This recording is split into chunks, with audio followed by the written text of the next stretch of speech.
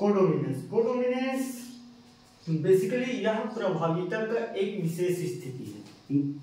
यह प्रभाविता का विशेष स्थिति है जो दो प्रकार के एलील एक साथ अभिव्यक्त होता है। यहाँ क्या है, यह प्रभाविता का विशेष नियम है जो दो प्रकार के एलील क्या है, जीन के वैकल्पिक प्रारूप है, जो दो प्रकार के एलील एक साथ अभिव्यक्त होता है। ठीक, एक साथ अभिव्यक्त होता है। ठीक, अभिव्यक्त तो हो गए, परंतु माता और पिता से आए गुण डिफरेंस होता है, दोनों से अलग होता है। ठीक है, तो यहाँ क्या लिख सकते हैं, और संतति माता पिता से पूर्णतः भिन्न होता है एवं माता पिता से पूर्णतः भिन्न होता है। मैं एग्जाम्पल दूंगा तो आप समझ जाओगे कहने का मतलब क्या है। जैसे कि ये है रेड, ये है व्हाइट, दोनों का क्रॉस कराओगे तो क्रॉस कराने के बाद क्या है, यहाँ चितकबरा अगर पैदा हो जाएगा, गाय को देखो चितकबरा, तो देख यहाँ तो रेड है माता में, पिता में भी व्हाइट है, मतलब एक को माता मान लो, एक को पिता मान लो, तो रेड और व्हाइट को अगर क्रॉस करा रहे हैं तो किसी कोई ना कोई कलर झलकना चाहिए, तो यहाँ चितकबरा आ रहे हैं, मतलब दोनों के गुण आ जा रहे हैं, दोनों के गुण एक साथ अभिव्यक्त हो रहे हैं। तो उसी चीज को लिखा है कि यह प्रभाविता का विशेष स्थिति है जो दो प्रकार के एलील एक साथ अभिव्यक्त हो रहा है। भाई चितकबरा में क्या है, रेड भी रहेगा, रेड के साथ साथ व्हाइट रहेगा। गाय को देखो चितकबरा, तो चितकबरा किसके एग्जाम्पल है, कोडोमिनेंस का है।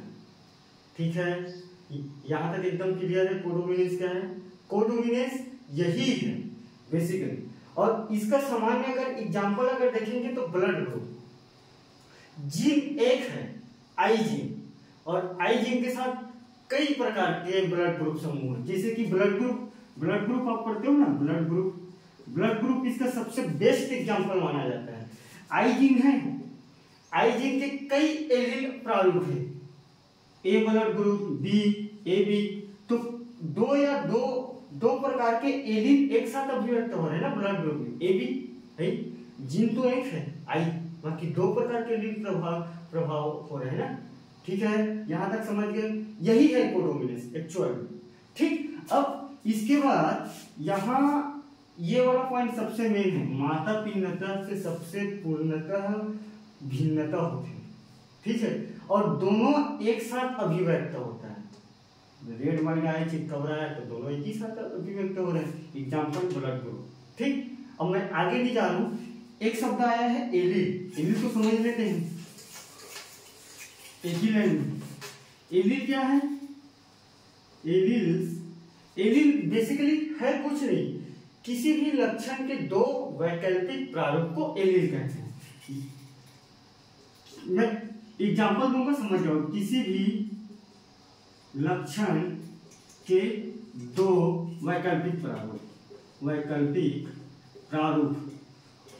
को एलील कहते हैं, एलील्स कहते हैं। ठीक, जैसे कि ये हाइट है, हाइट एक लक्षण है, कहा लिखूं लक्षण, ये लक्षण है, हाइट एक लक्षण है। ठीक, हाइट एक लक्षण है। अब हाइट में दो प्रकार के हो सकते हैं, दो प्रकार के वैकल्पिक प्रारूप हो सकते हैं। जैसे कि एक हो सकता है बौना भी हो सकते हैं, बौना जी छोटा हाइट वाला उसको बोलते हैं बौना। एक हो सकता है बड़ा। तो दोनों में से पेरेंट से कौन आएगा, ये दोनों में से वैकल्पिक प्रारूप है। भाई अगर हाइट का अगर जीन आ रहा है तो छोटा भी आ सकता है, बड़ा भी आ सकता है।